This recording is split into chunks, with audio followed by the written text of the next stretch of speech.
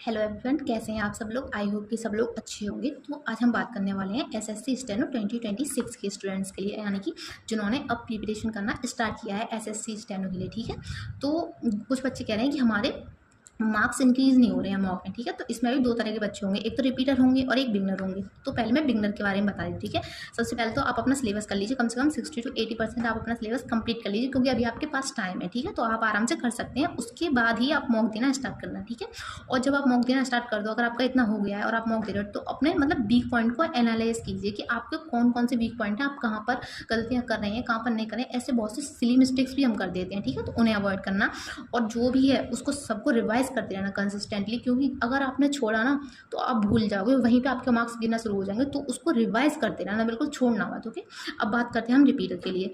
अपना syllabus complete कर लीजिए। ऐसे बहुत से रिपीटर होंगे जिनका सिलेबस कंप्लीट नहीं हुआ, तो अगर आपका सिलेबस कंप्लीट नहीं है तो आप उसे कंप्लीट कर लेना। ठीक है, लर्न और रिवाइज एवरीथिंग। आपका सिलेबस कंप्लीट हो जाएगा तो आप उसको लर्न करना है और रिवाइज करना है। ठीक है, कंसिस्टेंटली करना है, छोड़ना नहीं है। ये नहीं कि अरे हम तो रिपीटर है, हमें तो सब आता है, क्योंकि जब आप बुक खोल के देखेंगे तो आपको लगेगा सब आता है, लेकिन फिर भी आपको रिवाइज करना है। ठीक है, और अपने मॉक को प्रॉपरली एनालाइज करना है। ये नहीं, क्योंकि एक टाइम के बाद ऐसा होता है कि कुछ ही पर्टिकुलर पॉइंट होते हैं जहाँ पे हम फंसते हैं। ठीक है, तो उन्हें हमें अच्छे से एनालाइज करना है, और आपको एक मॉक डायरी भी बनानी है। ओके, मैं आपको दिखा देती हूँ मॉक डायरी, जैसे मैंने बनाई है ना, वो मॉक डायरी मैं आपको बता देती हूँ। ठीक है, और उसमें आपको अपने मिस्टेक पॉइंट को नोट करना है। ठीक है, मैं आपको अपनी मॉक डायरी दिखाती हूँ।